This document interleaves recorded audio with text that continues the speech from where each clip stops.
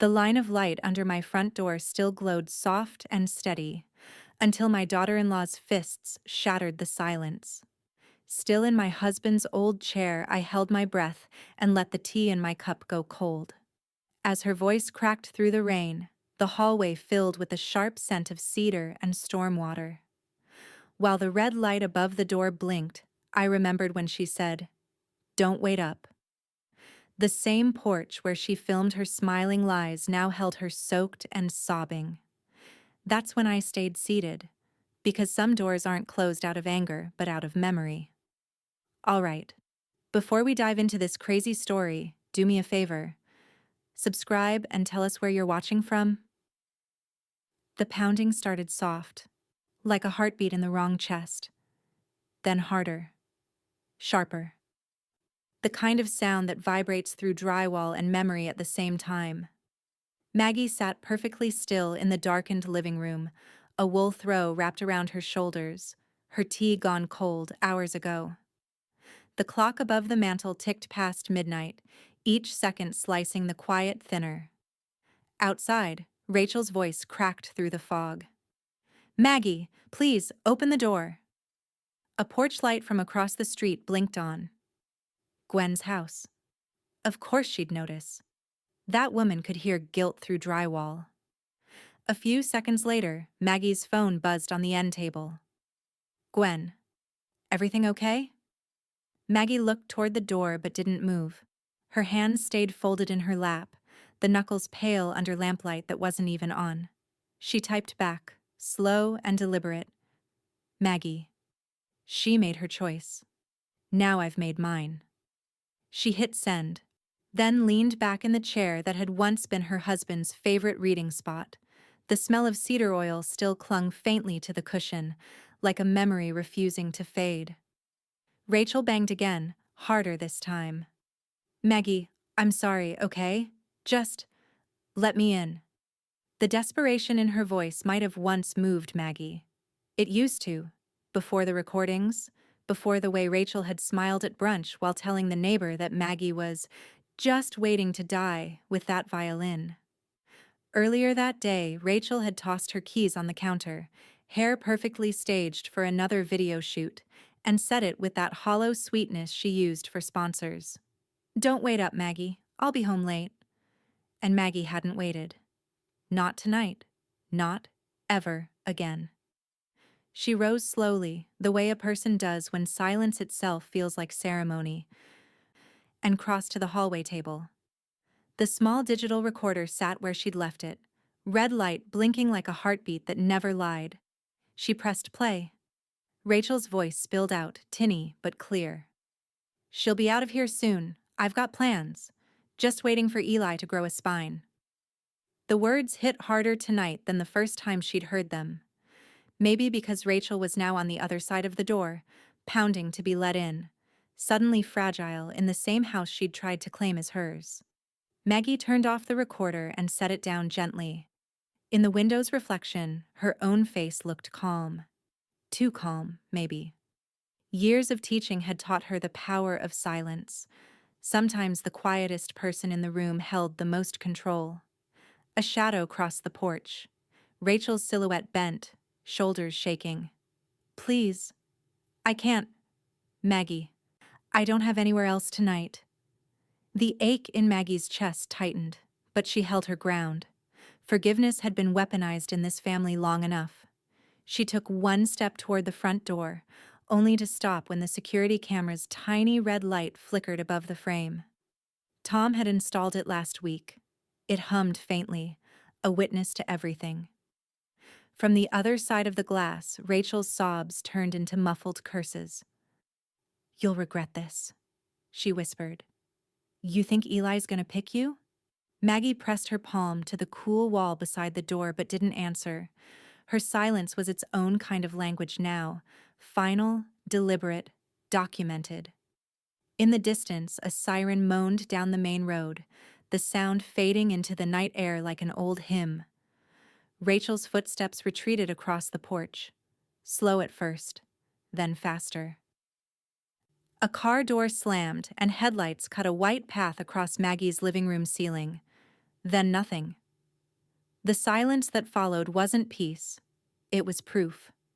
Proof that boundaries, once drawn, made their own kind of music. Maggie turned off her phone, drew the curtains closed, and sat back down in the chair. From the kitchen, the refrigerator hummed, a small, loyal sound in a house that finally felt like hers again. She reached for her journal and wrote one line across the top of a clean page. Tonight, I didn't answer. Then, just below it, smaller, quieter. And that, finally, was an answer. Outside, fog rolled back over the cul-de-sac, swallowing the last of the tire tracks. And on the front porch, beneath the camera's unblinking red light, a single key, Rachel's spare, lay glinting against the mat, untouched. By morning, the house smelled like rain-soaked pine and lemon oil. Maggie moved through it quietly, like someone visiting a museum of her own life. Every frame, every book, every ceramic bowl her husband had thrown on the wheel. Each object hummed with loyalty.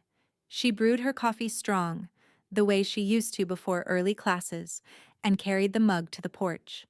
The fog hadn't lifted from the cul-de-sac yet. Across the street, Gwen stood in her robe, pretending to check the mailbox but really just watching. Maggie raised the mug in a small salute. Gwen mouthed, "You okay?" Maggie nodded once. Nothing more to say. Yet. It was around 9 when she first heard it. Rachel's laugh, sharp, performative, echoing from next door like a radio show she hadn't subscribed to. Maggie paused mid-step, dish towel still in hand, and looked toward the side fence that divided her property from the Lawtons. Rachel's voice carried easily. "She just sits there, you know, in that dusty chair, waiting to die with that violin on her lap." A beat of silence, then another voice, neighborly, uncertain. "Rachel, that's a little harsh, isn't it?" Rachel laughed again, a sound like glass on tile. "Oh, please, she records everything, like some paranoid cop. It's pathetic. Eli says he's this close to moving us out. Once we clear her out of that place, I can finally breathe." Maggie's hand stopped shaking. The towel slipped to the floor. She didn't gasp, didn't step forward. She just turned, slowly, and walked inside. On her kitchen counter sat the same small recorder from last night, silver and unassuming.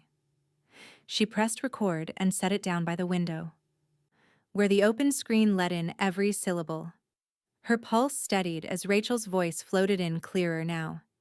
"And get this, she thinks the house is hers forever. But Eli told me, technically, it's still shared." Maggie reached for her coffee again. It was cold, but she drank it anyway. The bitterness anchored her. A soft tap came from the back door. Gwen, in sneakers now, leaned against the frame. "You going to let her say that?" Maggie didn't answer right away. She glanced at the recorder, its red light blinking faithfully. Then, turning to Gwen, she said in that even, low voice she used to discipline chatty students, "Not to me, to a judge." Gwen let out a slow whistle. "You've got proof?" Maggie smiled, a thin, humorless curve. "I've got years." She moved past Gwen into the hallway and opened a drawer in the sideboard.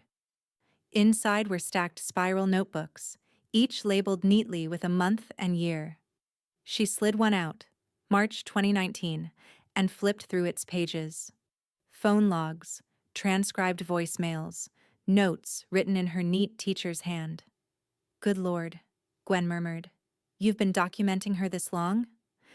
"I learned from my husband's estate battles," Maggie said. "Memory fades. Paper doesn't."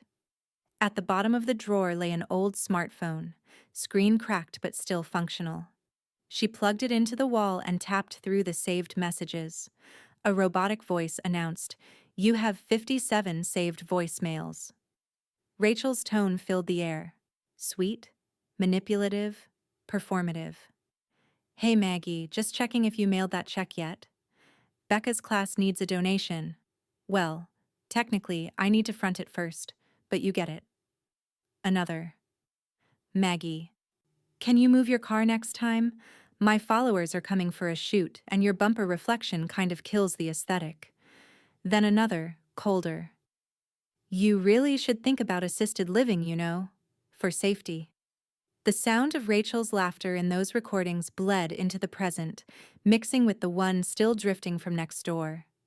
Maggie stood still, head tilted, eyes closed, not in sadness, but in confirmation. Every lie had a timestamp, every insult had a date.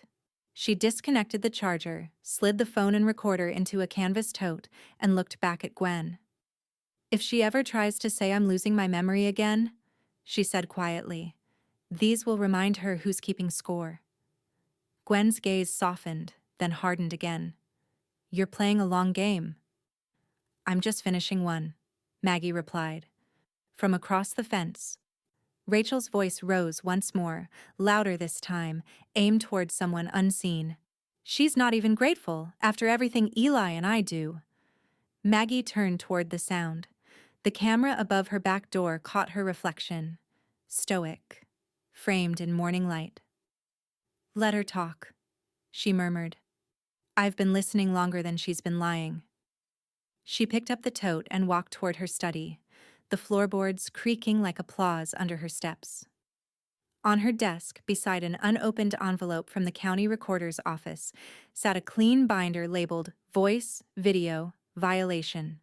She opened it and began to slide the fresh evidence inside, plastic sleeves whispering as they closed. Outside, the wind shifted, and Rachel's laughter finally faded. Maggie paused, pen hovering above the margin of her notes.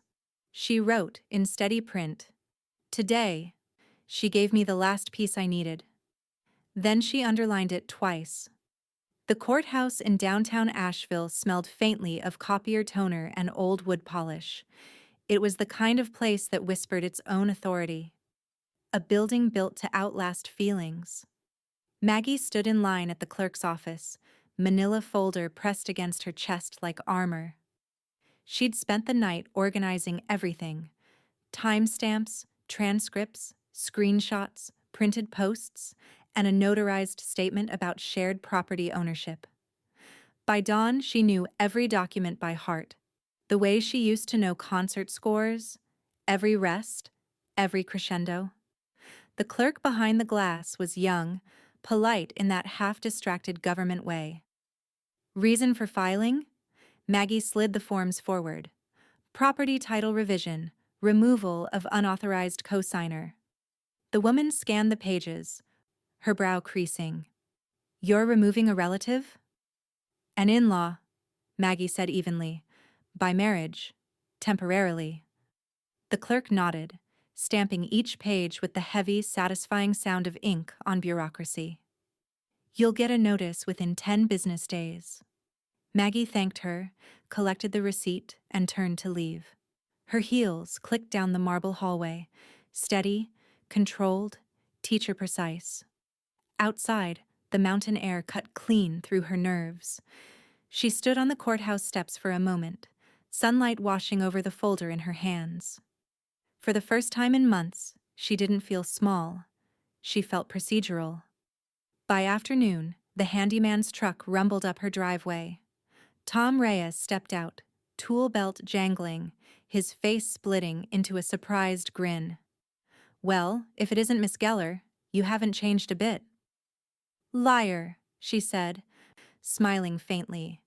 You were in 9th grade when you said that the first time. He laughed, then grew serious as she led him around the property line. You said you wanted upgrades, locks, cameras? Everything with memory, Maggie replied. The kind that keeps receipts.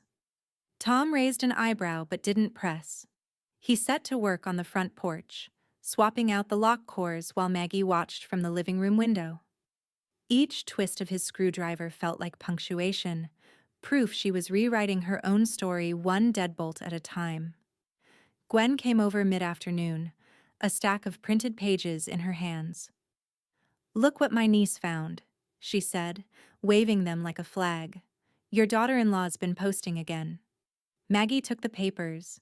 Each page showed a screenshot of Rachel's Instagram feed, smiling selfies, yoga mats, scented candles, and one caption that caught her breath. Finally clearing space, physically, emotionally, spiritually. Subtle, Maggie muttered.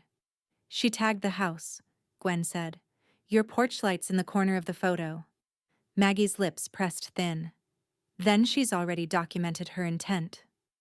She added the printouts to her growing binder. Voice, video, violation. The letters now embossed in gold on a label Gwen had ordered for effect. Inside, the evidence grew heavier, as if the binder itself had begun to absorb the weight of what was owed. Tom stepped inside, wiping his hands. All set. New cameras are live. Motion triggered. You'll get alerts on your phone. Want me to test one? Maggie nodded. A few seconds later, her phone buzzed with a ping and a photo. Her own face, framed by the doorway, calm and unflinching. Perfect, she said. Tom lingered, glancing at the binder. Everything okay, Miss Geller? She looked up at him, her eyes steady. Just making sure what's mine stays mine. He hesitated, then gave a slow nod. If you need a witness to anything, I'm around. I already have one, she said, glancing at the nearest camera. That evening, Eli finally called. His tone was weary, cautious. Mom, Rachel says you're making moves. Something about the house? I'm protecting my interests, she said. Protecting them from who? From someone who thinks affection equals entitlement. A long silence. Then Eli sighed. Don't drag me into your war, okay? I can't handle... It's not a war, Eli, she interrupted. It's accounting. The line went dead a moment later. She stared at the phone, not sad, just confirmed. Gwen knocked once on the back door, stepping in without waiting. He didn't take your side, huh? Maggie shook her head. He didn't take any. They stood in the fading light of the kitchen, two women old enough to know the cost of silence and the power of records. The binder lay open on the counter, its pages thick with evidence, ink gleaming under the fluorescent light. Maggie touched its cover like a musician touching a familiar instrument. I used to keep journals for memory, she said softly. Now I keep them for defense. Outside, Tom's truck pulled away, the new security lights flicking on one by one. The house looked different now, fortified, intentional. Gwen followed her gaze. Feels like a line's been drawn. It has, Maggie said. And it's notarized. It started with a letter that didn't belong. Maggie found it wedged between the electric bill and a coupon circular, a glossy envelope addressed to Rachel Geller, Geller Home, LLC. Her address, Rachel's name. The embossed logo read, American Summit Business Platinum. She turned it over once, twice, feeling the weight of it. Then she slit the edge cleanly with the same silver letter opener her husband had used for decades. The first line nearly made her laugh. Congratulations on your approved business account. Credit limit, $25,000. Her amusement evaporated by the second page. There it was, her own home address, her own phone number listed as the primary residence. The signature scrawled at the bottom wasn't hers, but the handwriting tried to imitate her old loops, the ones she'd used back when Rachel still sent birthday cards. Maggie sat down at the table, her pulse quickening, not from anger, but from precision. It was the feeling of a violinist right before a difficult movement. Focus sharpened, not shaken. She opened her laptop, typed American Summit Fraud Reporting, and began the process. Screenshots of her deed, her ID, the power bill, even last month's camera install receipt, all uploaded, labeled, and time-stamped. When the prompt asked for brief explanation, she wrote, unauthorized financial use of personal address and identity for private profit. Related party, Rachel Geller, daughter-in-law. Then she hit submit. The hum of the refrigerator filled the silence again, a domestic metronome marking the moment she crossed from hurt to litigation. By noon, she was at Becca's school for pickup. The front office smelled like dry markers and cinnamon hand sanitizer. Mrs. Hale, the receptionist, smiled over the counter. "Afternoon, Mrs. Geller." Maggie handed her a sealed envelope. "This needs to go in Becca's administrative file. It's just documentation for household verification." Mrs. Hale blinked. "Of course." Maggie smiled politely, her expression teacher-perfect. "You'll find it enlightening." Back home, Gwen was already waiting on the porch, iced tea sweating in her hand. "You look like someone who just fed a wolf and locked the gate." "Rachel opened a business credit card in my name," Maggie said flatly. "Oh, hell," Gwen hissed. "You reported it?" "Filed this morning." Gwen's grin widened. "And you told Eli?" The phone in Maggie's pocket buzzed at that exact moment. She didn't even need to check the screen. "Timing," she murmured, then answered. "Hello, Eli." "Mom, what did you do?" His voice was tight, the kind of tone that came from half loyalty, half fear. "I cleaned up your wife's mess." "She says you filed some report. About a card? You could ruin her business." "She already did that when she committed fraud," Maggie said evenly. "I just added a reference number." "Mom, that's too far." Maggie glanced at Gwen, who mouthed, "Say it." "Then talk to your wife," Maggie said, her voice measured. "I'm done cleaning your home and your conscience." He started to respond, but she ended the call. That evening, the sky turned the color of bruised lavender. Maggie stood at the sink rinsing her teacup when Becca's small reflection appeared in the window. "Grandma?" Maggie dried her hands, crouched down. "Hey, sweetheart. Homework done?" Becca nodded, eyes wide and cautious. "Mom said you're mad at her." Maggie took a slow breath. "I'm not mad." "Then why's she crying on her videos?" Maggie smiled gently, brushing a stray hair from Becca's forehead. "Because some people mistake consequences for cruelty." Becca frowned, thinking it over. "So, are you and Mom fighting?" Maggie looked toward the window where the first motion light flicked on, catching the edges of the porch camera. "I don't fight, honey," I respond. Becca wrapped her arms around her, a quick, fierce hug that smelled like crayons and shampoo. "I like it here," she whispered. "It's quiet." Maggie held her for a moment longer than necessary. "Me too."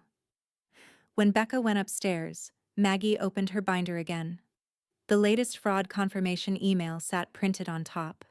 Beneath it, the screenshots of Rachel's business page, each photo tagged with Maggie's home address in the footer.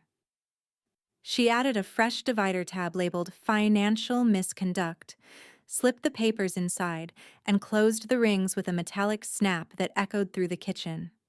Outside, a car door slammed. Maggie peeked through the curtains. Rachel's SUV idled at the curb, headlights cutting across the lawn like accusation beams. Her phone buzzed once more. A text from Eli. "She's coming over. Please, Mom, don't do anything rash." Maggie set the phone face down on the counter. Maggie woke before dawn. The house was still, the kind of quiet that lets you hear the wood settling and your own resolve breathing beside you. She brewed coffee, black and unbothered, and sat at her desk, the binder open, laptop glowing like a confession booth. Every bill, every subscription, every joint account Rachel had once touched. She found them all. Utilities, streaming, even the local yoga studio's family membership. Maggie's fingers moved fast, deliberate, not pausing long enough for hesitation to take root. One by one, she clicked Remove Authorized User until her home's digital skeleton was scrubbed clean. By the time the sky lightened, Maggie had erased Rachel's shadow from the household grid. No email alerts would reach her, no shared passwords, no access to what wasn't hers. Outside, a soft knock tapped on the kitchen window. Gwen stood there in a quilted jacket, clutching her phone like evidence. "You're going to want to see this," she said the moment Maggie opened the door. They sat together at the table while Gwen scrolled through her screen. "Found it in a local community group. Rachel posted this last night." The glow from the phone lit Maggie's face as she read. Sad to watch an elder decline so fast, trying to keep her safe, but she refuses help. Pray for us." Below the caption, an older photo of Maggie watering her garden, eyes half closed in the sun. "Mentally slipping," Gwen said, quoting the comments. "She's painting you as unstable." Maggie didn't flinch. She took the phone, zoomed in on the post, and studied her own expression in the photo. "She took this last summer," she said quietly. "I remember that day. I'd just told her to stop leaving her yoga mats in the driveway." Gwen crossed her arms. "Defamation's a sharp game to play when you're holding receipts." "I don't sue gossip," Maggie said. "I correct it." 2 days later, she drove herself to the county clinic. The waiting room smelled like antiseptic and old magazines. A nurse led her through the standard battery: reflexes, recall, clock drawing, balance. Maggie performed each task with the same calm precision she'd used to tune an orchestra. When the doctor reviewed her results, he chuckled. "If everyone your age tested like this, I'd be out of work. Perfect cognition, Mrs. Geller." She accepted the paperwork with a polite nod. "May I have that in writing?" That evening, the printer hummed through reams of fresh documentation.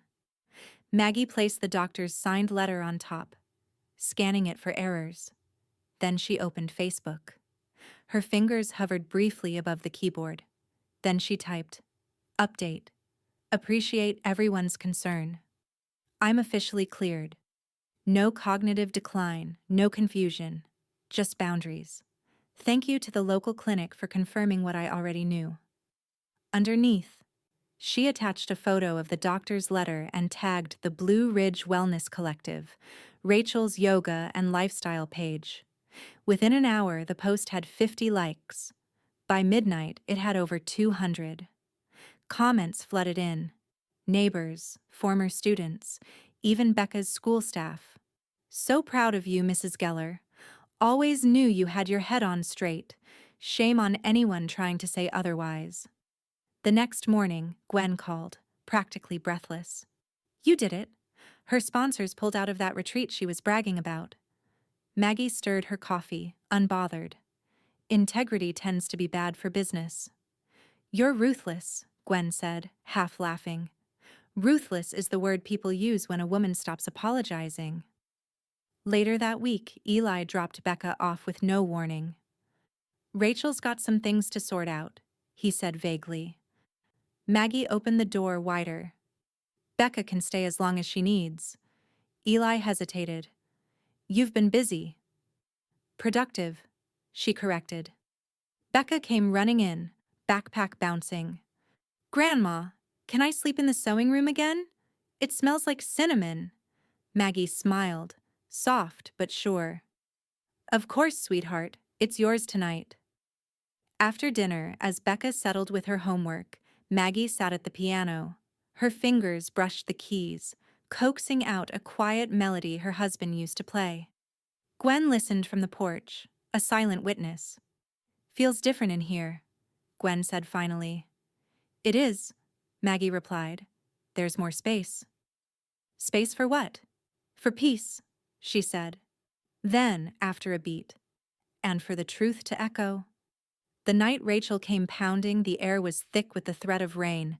The motion lights snapped on one by one, a chain reaction of white halos that spilled across the porch like a stage she didn't deserve. Maggie had been expecting her. She sat in the living room, tea steaming beside her, the binder open to the section labeled Property and Security. Every page tabbed, every affidavit in order. She had written in neat penmanship at the top of today's entry. 10:14 p.m., noise at the door. Through the window, she could see Rachel's shape, a blur of frantic movement. Fists against the glass, the wild rhythm of someone unaccustomed to being refused entry. "Maggie, open up! You can't just change the locks!" From across the street, Gwen's porch light flicked on. The silhouette of her robe appeared in the doorway, arms crossed, unflinching. Gwen didn't move closer. She didn't need to. Her presence alone said, "I see everything." Maggie took a slow sip of her tea, letting the steam fog her glasses for a moment before setting the cup down. "You told the world I was losing my mind," she murmured to the empty room. "Now you'll see how clear it is." Her phone buzzed. A message from Tom Reyes. Dual auth system live. No override without owner code. Cameras synced. Good. She tapped back one word. Confirmed. Rachel's pounding grew louder. "I live here too, Maggie. You can't just... This is illegal." Maggie calmly picked up her phone again, opened the security app, and watched the live feed. Rachel's image appeared crystal clear, red face, mascara streaked, shouting into the lens of the camera Tom had installed. A perfect record. Another buzz, this time from Eli. "What the hell are you doing, Mom?" She stared at the message, thumb hovering before replying, "Securing what I built." Three dots blinked, disappeared, blinked again. No reply. The rain finally came, soft at first, then steady. Rachel pounded harder, then tried the handle. Locked, of course. She yanked it, shook it, kicked the bottom panel hard enough to rattle the hinges. Maggie logged it all in her journal. 10/22, property damage attempt. Witness, Gwen Lawton. Outside, Gwen lifted her phone, camera light on, filming from her porch. Rachel froze, noticing. "You're all insane!" she screamed. "This is elder abuse in reverse. You can't do this to me." Her voice cracked on the last word. Maggie's eyes softened, not with pity, but recognition. This was how power looked when it started slipping from someone who'd held it carelessly. Rachel stomped toward her car, talking into her phone now, pacing in the headlights' glare. A police cruiser arrived 20 minutes later, blue lights slicing through the mist. Maggie didn't move from her chair as the officers approached the porch. She could hear snippets through the window. "Ma'am, your name isn't on the deed." Shared accounts were personal, not property. No co-ownership recognized without legal filing. Rachel's voice pitched higher, shriller. "She's keeping my daughter from me?" One of the officers sighed. "This sounds civil, not criminal." Rachel's breath came out ragged. "So you're not..." "Ma'am," the officer said, his tone firm now, "you need to leave the premises tonight, or you'll be trespassing." Maggie wrote in her notes. 11:04. Law enforcement confirms non-ownership. She watched as Rachel's shoulders slumped. The officers lingered just long enough to make sure she was leaving, then turned their flashlights off and drove away. Rachel stood in the rain for a moment, her makeup running like watercolors down her cheeks. She looked back toward the window, eyes catching the camera's red glow. For a split second, Maggie thought she saw something shift, something breaking beneath all that fury. Then Rachel screamed into the night, a sound more animal than human, before climbing into her car and speeding off, tires hissing against the wet pavement. The silence that followed was total. Even the crickets seemed to wait. Gwen called across the street, voice steady. "You all right in there?" Maggie opened the door just a crack. "Better than ever, Gwen." "Locks holding?" "Tighter than truth." Gwen gave a slow nod. "Then sleep well. You earned it." The porch light flicked off across the street, and Maggie stood for a moment in the doorway, rain misting the threshold. She looked down at the new deadbolt, sleek, unyielding, and hers alone. She pressed her palm to the cold metal, the same way one might touch a pulse. "You keep my history," she whispered. "Now keep my peace." The courtroom was smaller than Maggie imagined, more like a library than a place where decisions could redraw a person's life. The walls were paneled in dark oak, the fluorescent lights humming softly above the judge's bench. A flag hung limp in the stale air. Maggie sat at the petitioner's table, her binder placed squarely in front of her like a loyal companion. Its gold label, voice, video, violation, caught the light. Across from her, Rachel sat beside her attorney, a young man with perfect hair and nervous eyes. Rachel's hand twitched with the need to perform, but the judge's presence quieted even her brand of drama. "Mrs. Geller," the judge began, glasses perched low on his nose, "you've submitted quite a record here. Audio files, photographs, financial statements, and testimony from a neighbor. You're asking for a protective distance order?" "Yes, Your Honor," Maggie said. Her voice was calm but edged in steel. "For myself and my granddaughter." The judge nodded. "And this request is based on repeated harassment," Maggie said before her lawyer could interrupt. "Defamation, property damage, and financial misconduct." Rachel's lawyer stood. "Your Honor, my client." But the judge raised a hand. "We'll hear the recordings first." A bailiff pressed play. Rachel's own voice filled the courtroom, clear and sharp through the speaker. "She'll be out of here soon. I've got plans. Just waiting for Eli to grow a spine." Then another. "She's not all there anymore. I'm just trying to keep her safe from herself." The judge's expression didn't change, but the pause afterward was long enough to count as judgment. Rachel looked away, her jaw flexing.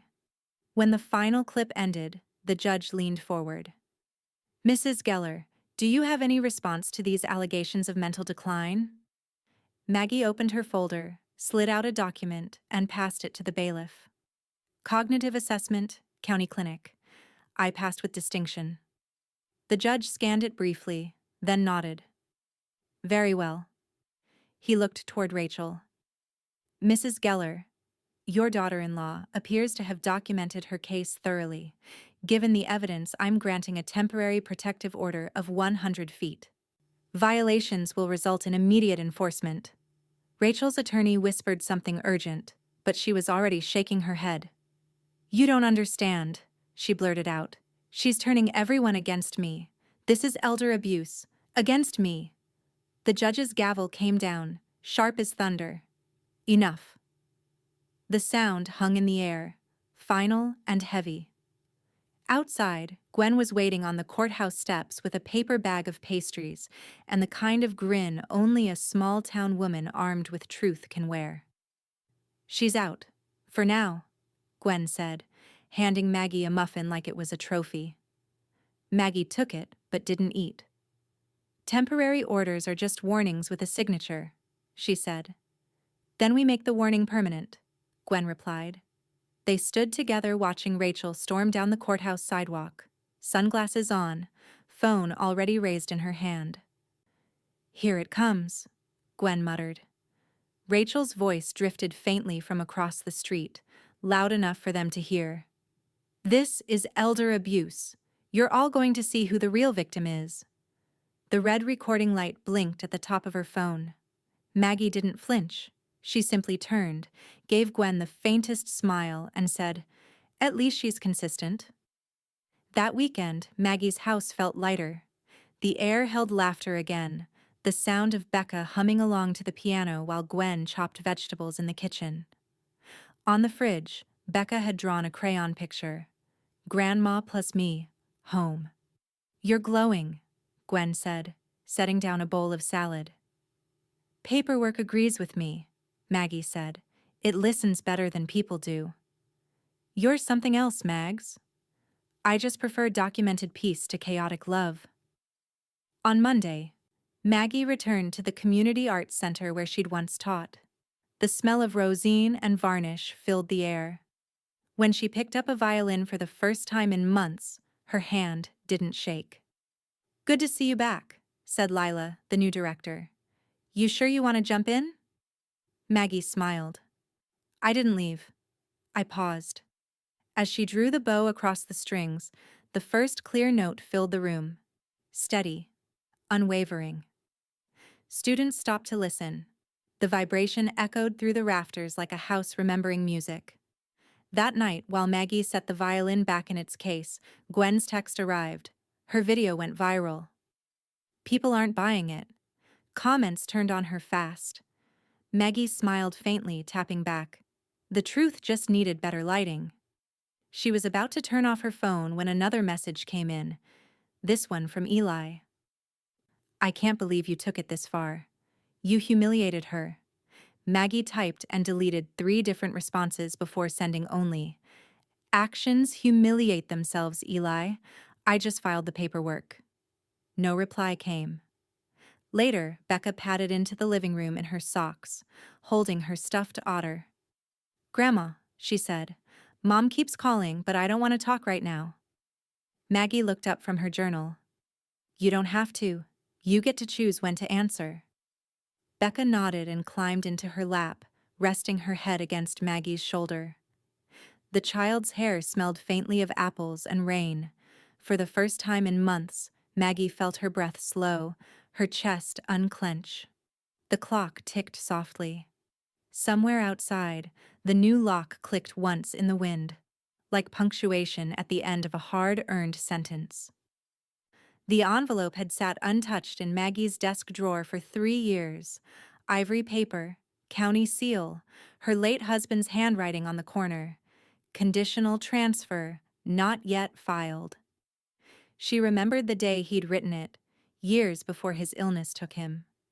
Eli had stood in the kitchen, eager, his new wife clinging to his arm like a debutante posing for a photograph. They'd convinced him that merging the property was a family plan. But her husband had known better. He'd signed the draft, not the deed. Now, that unfiled agreement lay open under the lamplight, the truth in black ink. Maggie ran her fingers along the embossed title as though tracing the edge of a weapon. When Eli showed up that afternoon, shoulders slumped, guilt hanging off him like wet clothes, she didn't invite him to sit. He glanced at the paper spread across the table. Is that Dad's? It's the conditional deed, she said evenly. The one your wife assumed was permanent. Eli's throat bobbed. She said you'd already filed it after he passed. Of course she did. Maggie slid the document toward him. Read the fine print, Eli. He signed it pending your financial contribution to the property taxes. That was never done. Eli's fingers trembled as he scanned the page. His lips moved silently over the words, then stopped halfway down. I never filed it, he admitted. He shook his head, eyes closing. I was scared of upsetting her. I thought if she felt secure, she'd stop pushing. Maggie leaned back in her chair, studying her only son as though he were a stranger she used to know. And did she? He exhaled, broken. No. She got worse. Well, Maggie said, her tone sharpening just enough to cut. I'm not scared. The clock ticked twice before Eli spoke again. So what happens now? What should have happened years ago, she said. I'm filing the true title tomorrow. Rachel was never co-owner, only a guest with opinions. Eli rubbed a hand over his face. She's not going to take this quietly. She never has. Maggie stood, gathering the papers into a neat stack. But this time, she'll have to do it from outside my walls. By evening, Rachel's lawyer had sent 3 emails and 1 veiled threat. Gwen sat at the counter, reading over Maggie's shoulder as she scrolled through the latest one. Occupancy rights, Gwen said, scoffing. She's trying to claim tenancy? Without rent, without a contract, without a conscience, Maggie replied. You going to answer? Maggie's lips curled slightly. Already did. She opened her sent folder, where her reply gleamed in crisp legal language. Subject, EERE. Occupancy rights claim. Per your inquiry, Mrs. Rachel Geller holds no deed, lease, or documented ownership of the property located at 314 Hawthorne Ridge. Any continued presence on said premises constitutes trespass. Please advise your client accordingly. Respectfully, Margaret L. Geller, sole title holder. Gwen gave a low whistle. That's not a reply, that's an obituary. Then I've buried the right thing, Maggie said. At dusk, a car idled outside, the sound of nerves revving. Rachel parked at the curb again. She didn't get out this time. Just sat there, windows tinted, phone held up like a shield. Maggie watched from the window, arms folded. The security light washed over the gravel driveway, slicing the dark between them. Her phone buzzed. A message from Rachel. You can't erase me from his life. Or hers. Maggie typed back. You erased yourself when you stopped treating them like family. A full minute passed before Rachel's next text arrived. I'll come get my things. Maggie hesitated, then replied. Tomorrow. One night only. 7 p.m. Gwen will be present. Across the street, Gwen's porch light flicked on within seconds, as if summoned by instinct. A moment later, a text came through. You going to wait up? Maggie looked at the reflection of the house in the window, the soft amber light, the stillness that had taken years to reclaim. She typed back slowly. Not this time. The next morning, she stood in line at the recorder's office again, the same marble floor, the same indifferent clerk. Only this time, Maggie's voice carried differently, firmer, certain. I'm filing for final registration of sole ownership, she said. The clerk stamped the document, the sound echoing like a gavel. Outside, the wind picked up, rustling the courthouse flag as she descended the steps. For the first time, Maggie didn't feel like she was defending her home. She felt like she was claiming it. The knock didn't come until after midnight, 12:03 a.m. to be exact. Maggie knew because she'd just finished her tea and was logging the time in her nightly journal. The clock's soft chime still lingered when the first bang shook the door. The house was dark except for the single lamp in the foyer, its low light pooling like quiet intent. The rain had started again, light but relentless, drumming against the gutters. Another bang, then another. Maggie. Rachel's voice, ragged, almost unrecognizable. Please, open the door. Maggie froze halfway between the staircase and the entryway. She didn't need to look at the camera feed. She could picture it perfectly. Rachel, soaked through, her perfect hair plastered to her face, mascara running black rivers down her cheeks. The same porch light she once used for photo shoots now cast her in harsh relief. Across the street, Gwen's light flicked on. Her silhouette appeared behind the lace curtains, still, watching. A single figure standing witness. Maggie. Rachel sobbed again. I don't have anywhere else to go. I just need... Please, just let me get my things. Maggie's hand rested on the banister, her pulse steady but cold. She'd already given her the chance. One night, supervised.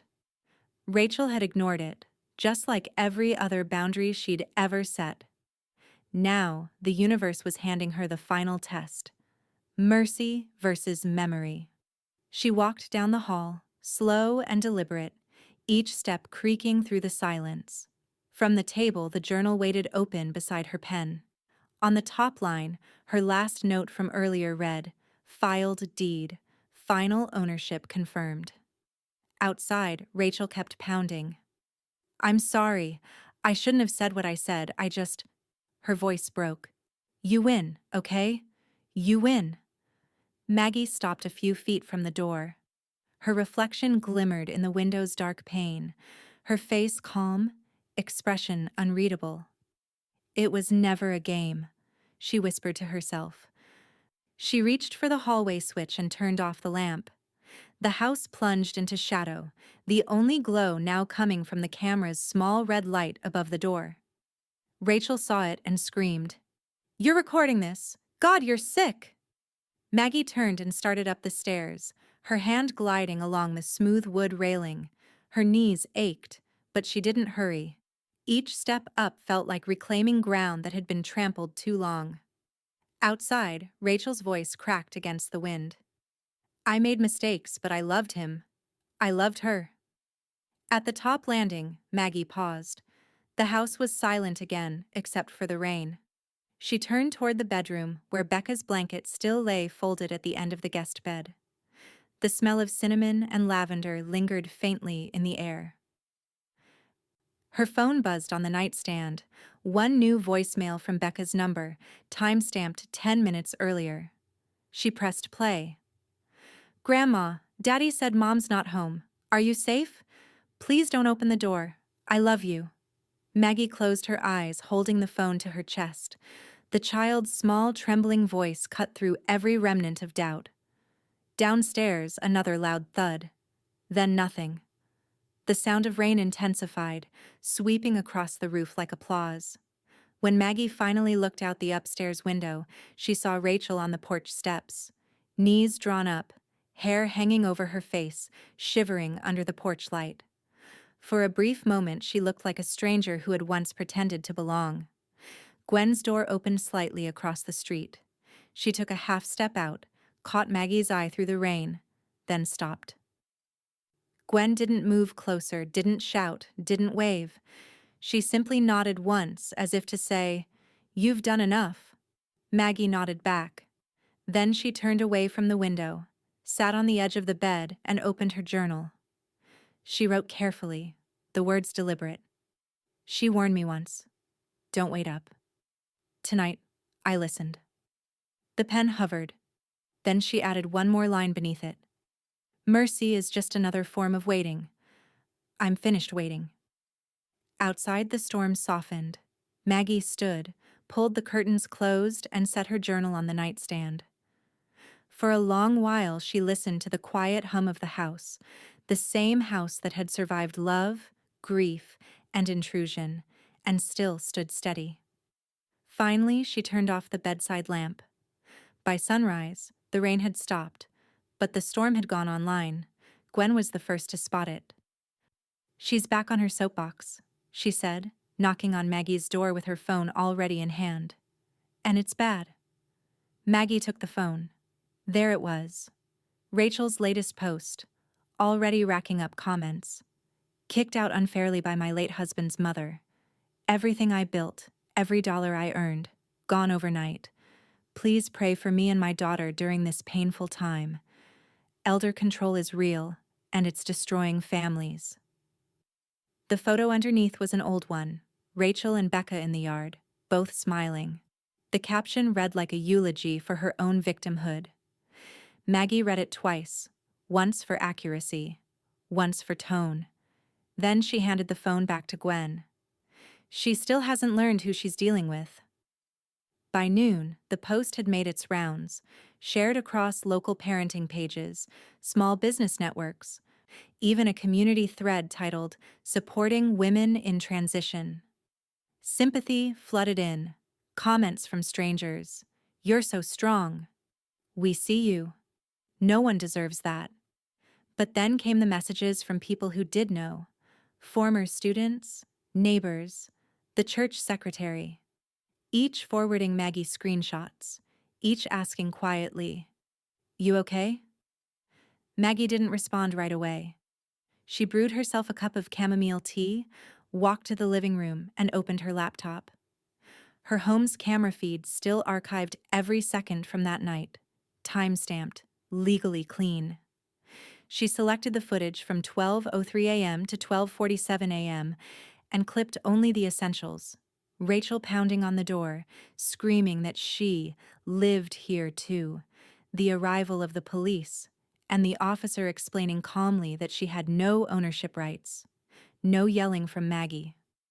No manipulation, just the quiet presence of truth, framed in black and white light. Then Maggie uploaded it, not to Facebook, not to Rachel's comment thread, but to her own account. The caption was simple, like a teacher correcting a false answer on a chalkboard: clarification, documentation of recent incident for public record and peace of mind. Integrity is verifiable. Within hours, it spread. The local moms group picked it up first.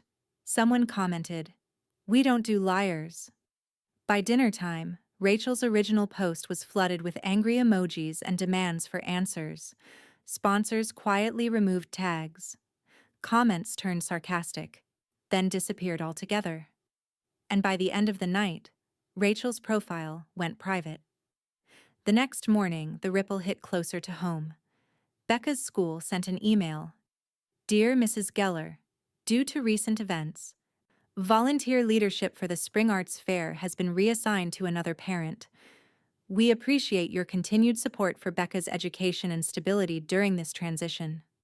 Maggie printed the email and slid it into her binder under a new tab labeled Community Response. Another entry? Gwen asked from the doorway. Another receipt, Maggie said. You know, Gwen said, for someone who didn't plan revenge, you've got remarkable form. Maggie looked up, her eyes soft but unflinching. This isn't revenge, Gwen, it's reputation management.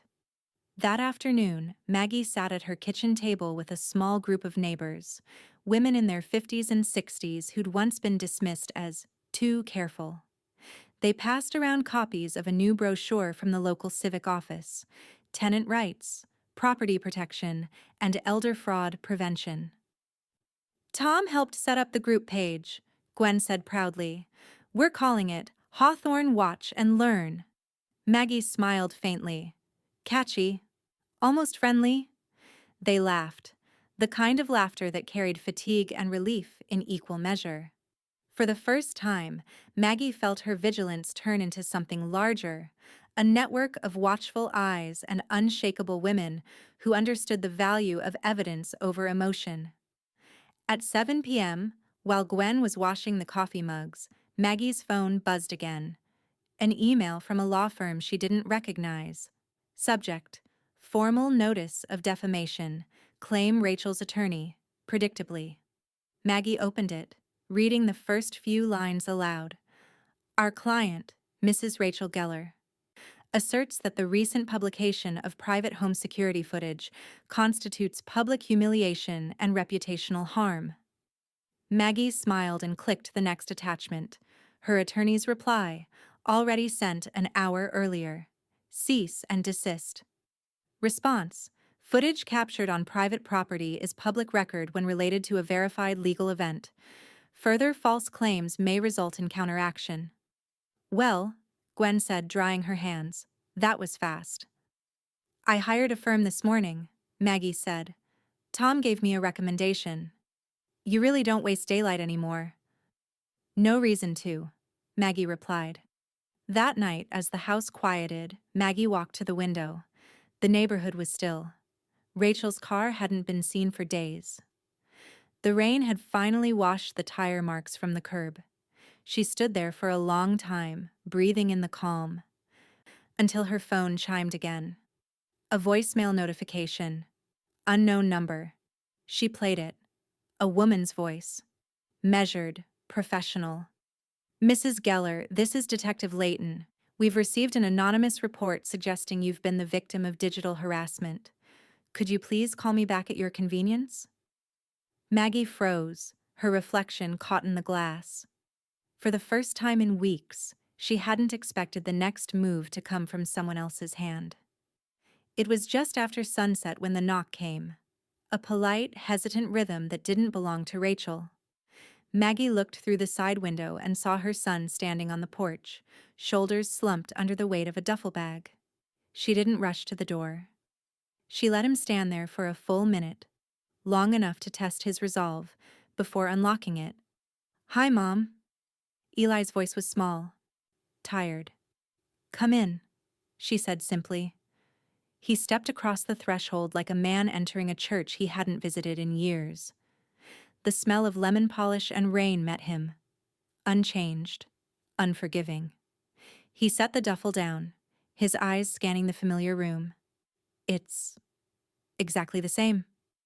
Consistency is underrated, Maggie said.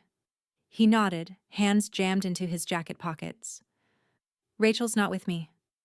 I assume that from the silence, Maggie replied, pouring herself tea. Tea? No thanks. He stood there, awkward, watching her movements. She's staying with a friend in Arden, temporarily. Maggie sat, not offering him a seat. So what brings you here? Guilt or logistics? He hesitated. I didn't know it got this bad. Her teacup paused midair. That's because you never looked. Eli flinched. That's not fair. Neither is pretending ignorance is innocence, she said evenly. You had eyes. You just used them on other things. He exhaled, running a hand through his hair. She told me you'd forgive her eventually. Said you'd never really hate her. Hate? Maggie shook her head. No. Hate takes energy. She's had enough of mine. He sat finally, elbows on his knees. She's unraveling, Mom. She's saying things online I can't defend anymore. Even Becca's teachers are asking questions. I thought I could fix this before it got this far. Fix? Maggie's laugh was dry as paper. Eli, you don't fix a house by painting over the cracks. You start by removing the rot. He stared at the floor, eyes wet but unshed. I didn't come to fight. Good, she said. Because I've stopped hosting battles. They sat in silence for a moment, the kind that used to feel like peace but now carried too many ghosts. From outside, the faint sound of Gwen's wind chimes floated through the open kitchen window. A moment later, Gwen herself appeared at the back door, tapping lightly before letting herself in. She took one look at Eli's duffel and raised an eyebrow. Well, look who finally realized his mother's house has a front door. Hi, Gwen, Eli muttered.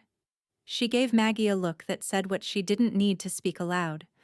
Then, turning back to Eli, she added, Don't let him confuse peace with apology.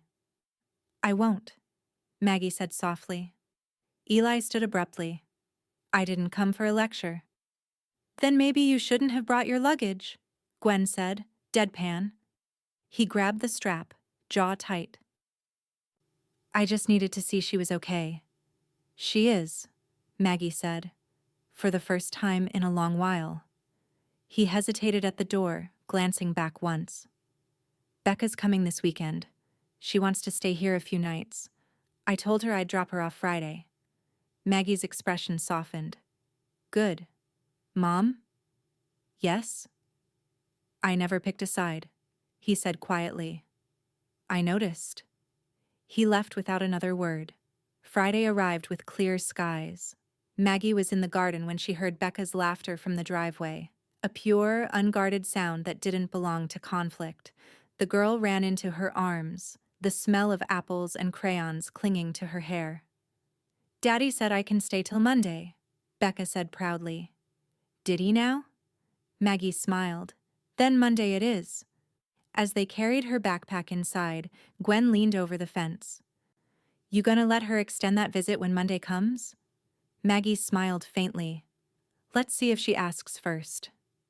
Inside, Becca unpacked her bag, stuffed animals, a sketchbook, a new drawing. She held it up shyly. It was the same as before. 2 figures under a house, but this time a small line of text at the top read, My real home. Maggie's throat tightened. It's beautiful, honey. Can I put it on the fridge? Front and center. Becca grinned, pressing the magnet in place. Later that night, after Becca fell asleep, Maggie stood at the window again. Gwen waved from her porch, mouthing, You okay? Maggie nodded, then turned off the light. She walked to her desk, opened her journal, and wrote in neat cursive, He came with guilt and left with silence. I prefer silence. Just as she capped her pen, her phone buzzed on the table. A new message. Unknown number. She's not staying in Arden anymore. You should check your cameras. Maggie's breath stilled. The mediation room was painted a soft beige, the kind of color meant to calm people who didn't come there to be calm. The air smelled faintly of burnt coffee and floral sanitizer. A box of tissues sat like a centerpiece between them. Rachel was already crying, not the kind that came from pain. Maggie knew that sound, but the strategic, shallow kind that sought pity. She dabbed delicately at her eyes with a tissue, careful not to smudge the eyeliner she'd chosen for sympathy. I've tried, Rachel said, her voice breaking just enough. I've done everything this family asked, and still she acts like I'm poison. Across the table, Maggie sat perfectly still. Her binder rested beside her purse, neat as ever. Becca sat between her parents, head bowed, sketchbook in her lap. The mediator, a woman in her 50s with kind eyes and the patience of someone paid by the hour, looked from one face to the other. Let's focus on Becca's well-being, the mediator said gently. That's what we're here for. Rachel sniffed. Becca needs her mother. She needs stability. Not this. She gestured toward Maggie, her tone dipping into venom. This campaign of cruelty. Maggie didn't blink. Boundaries aren't cruelty. Rachel's eyes flashed. You've turned everyone against me, my daughter, my husband. Your own actions turn them, Maggie said, quiet but firm. I just stopped sweeping up after you. The mediator held up a hand. Let's not assign blame. Mrs. Geller, perhaps you could share what you feel is most important for Becca right now. Maggie opened her journal, not her legal binder, but the blue leather one she carried everywhere. Its pages smelled faintly of cedar and ink. You asked for context, she said. I'll give it. She found the page she wanted, marked with a red ribbon, and began to read. July 16th. After the funeral, Rachel laughed with a neighbor. Said my husband's old music would make great content for her grief podcast. I smiled, went inside, and wrote this down because someday I knew I'd need to remember the exact moment compassion turned into performance. The room went silent. Even the HVAC seemed to pause. Rachel's mouth opened, then closed again. That's a lie, she whispered. It's a record, Maggie replied. I have the voicemail from that night too. Would you like me to play it? The mediator's voice was soft but final. That won't be necessary. Becca's fingers tightened around her pencil. She kept her head down, drawing in small, quick strokes, her lower lip trembling. Sweetheart, Rachel said, leaning forward, you know Mommy loves you, right? Tell Grandma you want to come home with me. Becca didn't look up. I want peace, she said quietly. Grandma's house is peaceful.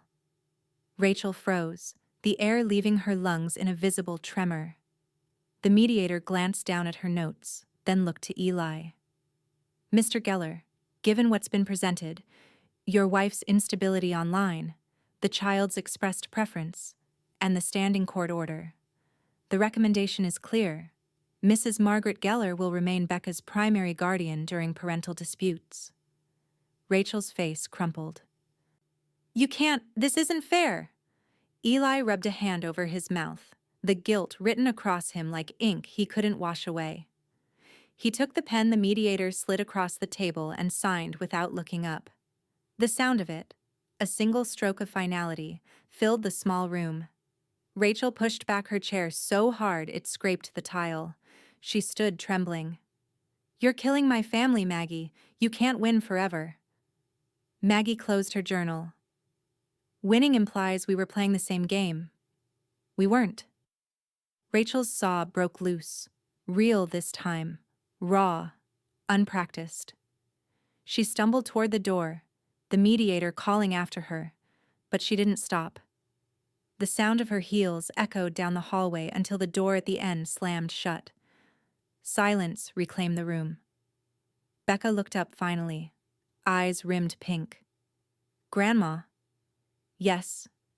Love? Can we go home now?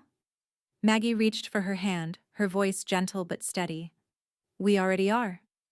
Eli stood to leave, looking older than his years. He tried to speak, but no words came. Gwen waited in the hallway, having insisted on coming just in case. When she saw Maggie and Becca emerge, she gave a small nod, one soldier to another. Don't let him confuse peace with apology, she murmured again, almost as a prayer. Maggie smiled faintly. I won't. The invitation came in an email with the subject line. Would you tell your story? Confidentially? Maggie almost deleted it, She thought it was spam, another self-help podcast asking for testimonials. But the sender's name caught her eye, The Caregiver's Hour, a small regional show that focused on elder advocacy and intergenerational boundaries. She'd listened to it once while grading student recitals years ago. The message was simple. We've followed the public records regarding your recent case. Would you consider sharing your experience anonymously? Your story could help others facing the same battles: financial manipulation, defamation, and loss of dignity. We can alter your voice, change names, and omit locations. You'd remain entirely private. Maggie read it 3 times, the words rippling through her like a challenge disguised as compassion. She replied, "One condition. I tell it my way." They recorded the episode a week later in a small studio tucked behind an insurance office downtown. Maggie sat in front of a padded microphone, headphones too large for her, and a mug of lukewarm coffee that smelled faintly of vanilla. The host, a woman named Carla, smiled kindly but didn't ask personal questions. "Let's just talk," Carla said. "No script. Tell me what you wish someone had told you before it all began." Maggie took a breath, the kind that reached all the way down to memory. "I wish someone had told me that love can turn into liability the moment you stop keeping receipts." The red recording light blinked to life. Carla nodded. "Start wherever it began to change." So Maggie did. She spoke slowly, measured, her teacher's cadence still intact. She told them about the house her husband built, the recordings, the title she'd kept safe, the lies dressed as kindness, and the long, quiet war of words that had almost erased her. But she didn't name Rachel. She didn't even name herself. She called herself the Elder. When the episode title dropped, "What Happens When the Elder Watches Back?" it spread faster than anyone expected. The podcast's usual few hundred listeners ballooned into hundreds of thousands within days. It was clipped, quoted, turned into a thread on social media titled, "The Elder Knows." One line became its anthem. "Boundaries aren't cruelty. They're the shape of respect." Emails poured into the show from caregivers, adult children, widows, and teachers. People thanked the elder for putting words to what they'd lived. Somewhere in the torrent of attention, someone recognized the details: the Asheville setting, the violin, the yoga influencer. Rachel's name began trending locally, and not kindly. By the end of the week, her sponsors pulled out. A wellness brand posted a statement about integrity and transparency. Her retreat page went dark. Rachel tried to counter online, claiming she was being targeted, that lies were ruining her livelihood. But the community had already turned. The comments under her posts filled with Maggie's borrowed words: "Boundaries aren't cruelty." Eli showed up unannounced one evening, hands in his pockets, face pale with fatigue. Maggie didn't speak first. He set his phone on the counter. On the screen was the podcast page, paused mid-episode. "It's you, isn't it?" She didn't answer. He nodded to himself. "I knew it. The way you spoke. It sounded like Dad's letters. You protected all of us, even when we didn't deserve it." Maggie took a breath, eyes steady. "I protected the idea of us. The rest is up to you." He looked at her, eyes wet but clear. "She won't recover from this." "She'll have to," Maggie said. "Some lessons come with a bill." Gwen arrived later with 2 slices of pie wrapped in foil. She plopped one down on the counter and gestured toward the laptop where the podcast page still glowed. "You realize you've started a small revolution, right?" she said. "Half the town's quoting you. Someone even embroidered that line onto a tote bag." Maggie chuckled softly. "It was never meant to be a movement." "Well," Gwen said, taking a forkful of pie, "funny how revenge makes peace look like policy." Maggie sipped her tea, her eyes glinting over the rim.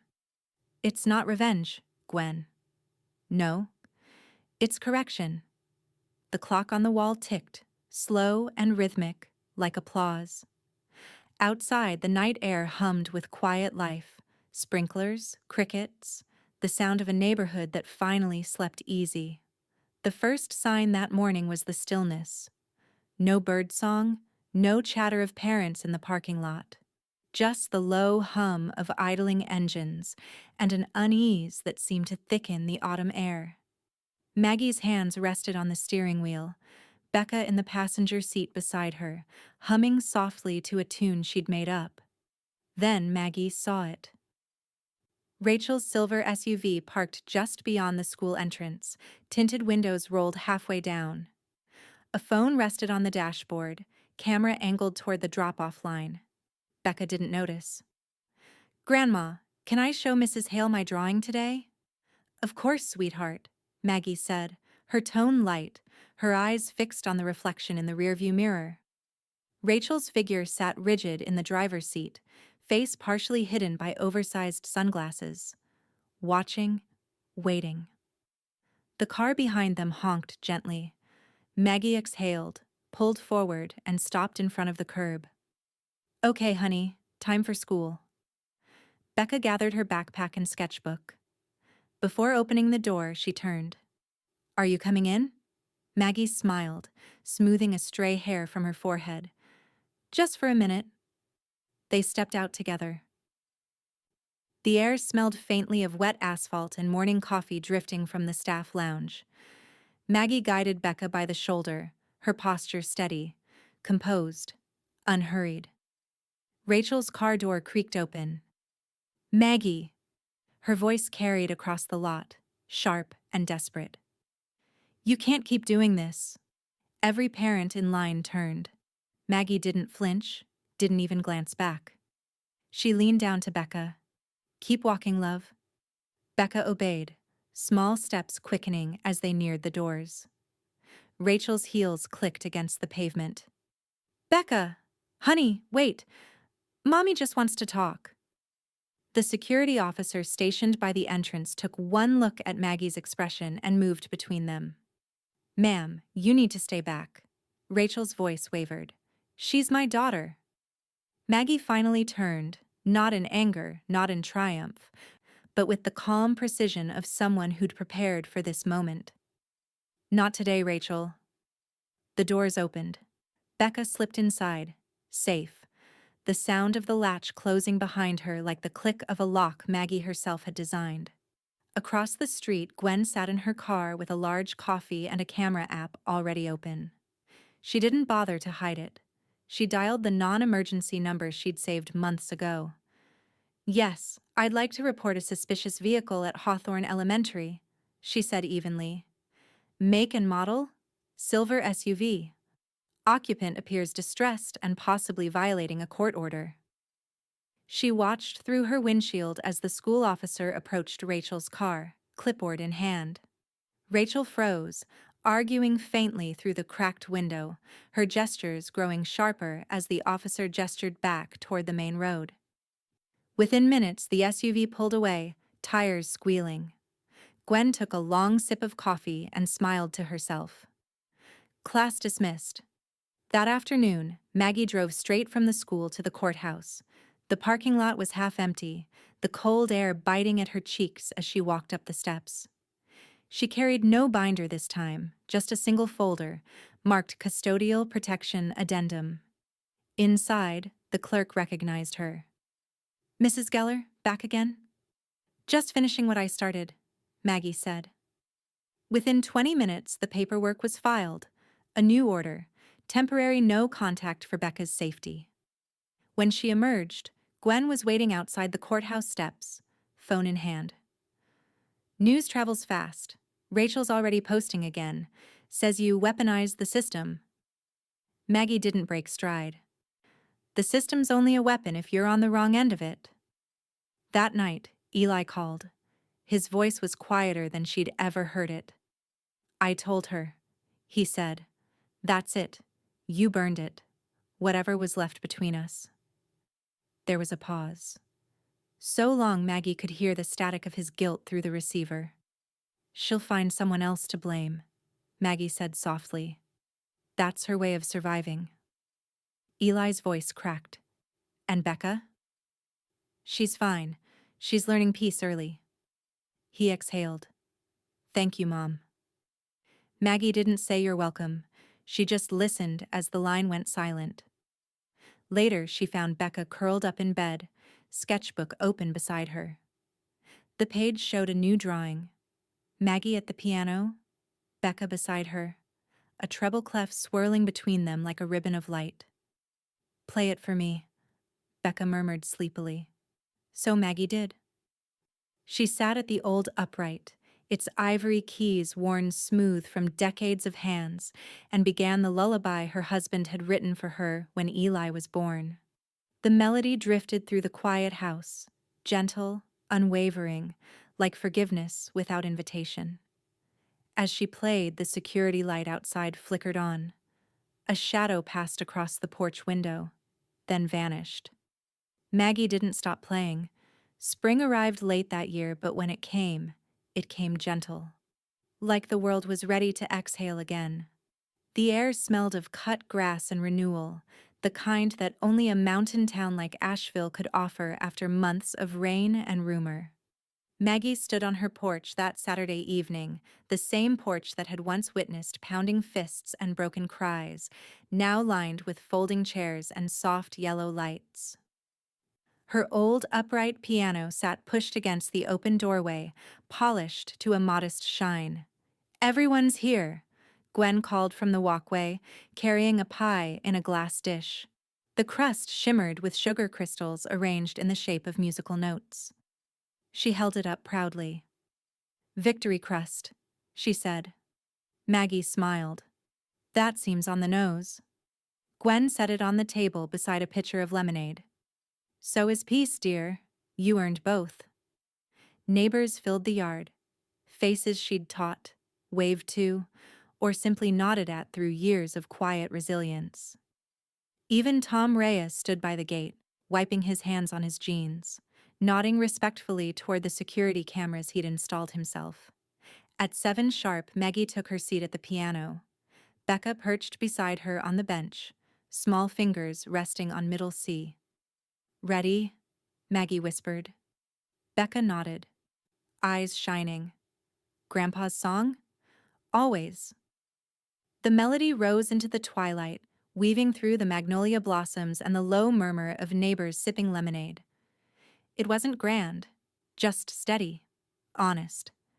Each note seemed to echo the house's heartbeat. The rhythm of survival turned to music. When the final chord faded, Gwen clapped first, loud and proud. "That's the sound of boundaries turned to art," she declared. Laughter followed. For the first time, it didn't sound like noise to Maggie. It sounded like belonging. After the guests left, Eli stayed behind. He carried lumber from his truck, measuring along the porch railing. "What are you doing?" Maggie asked, wiping down the piano keys. "Building something useful," he said simply. "For flowers." Maggie tilted her head. "A planter box?" "Yeah." He smiled faintly. Becca picked out seeds. He didn't say much else, just worked. Hands steady, expression soft. When he was done, he brushed the sawdust from his shirt, stepped forward, and hugged her. It wasn't an apology. It was something quieter, something earned. Maggie let him. Then she handed him the pie Gwen had left behind. "For the road," she said. He laughed, the sound rusty but real. "She named it Victory Crust?" "She did." "She's not wrong," he said, and for the first time in months, his eyes looked clear. Inside, Becca was sitting on the kitchen floor, scissors and tape scattered around her. She'd been working on another drawing, markers uncapped, her tongue poking out in concentration. "What's this one?" Maggie asked, kneeling beside her. Becca grinned, holding it up. The picture showed a 2-story house surrounded by bright flowers. The same piano visible through the window. 2 figures stood in front, one tall, one small, both smiling. Across the top, in uneven letters, she'd written, "Me plus, Grandma's house." Maggie felt something catch in her throat. May I? Becca nodded. She took the magnet shaped like a treble clef and pressed the drawing to the center of the refrigerator, smoothing the corners. Perfect, she said softly. Later, after Becca fell asleep, Maggie sat at her desk beneath the dim golden light of the reading lamp. She opened the leather-bound binder, no longer labeled voice, video, violation, but something new. The embossed gold letters read simply, Legacy, Secured. Inside, tucked between certificates and letters, was the deed. The true title, stamped and finalized. Beneath it, a photo of the house taken that afternoon, porch full of chairs, sunlight pouring through the maple trees, proof of peace made tangible. She reached for her journal, the same one that had carried every storm, and turned to a blank page. Her handwriting flowed in calm, deliberate loops. She said, "Don't wait up." So I didn't. She paused, listening to the faint hum of the night, the quiet drone of distant crickets, the soft rustle of wind against the shutters. For a long moment she thought of all the doors she'd closed, the ones she'd locked, and the ones she'd never needed to open again. Then she added one final line beneath it, the words almost a whisper on paper. Even when she knocked at midnight. The house sighed with contentment, old wood and memory settling into silence. Outside, the porch lights glowed warm against the dark, illuminating a small wooden sign Eli had placed in the new planter box before leaving. Burned into its surface, simple and unadorned, were 3 words: "Welcome home, Mom." And for the first time in years, Maggie believed it.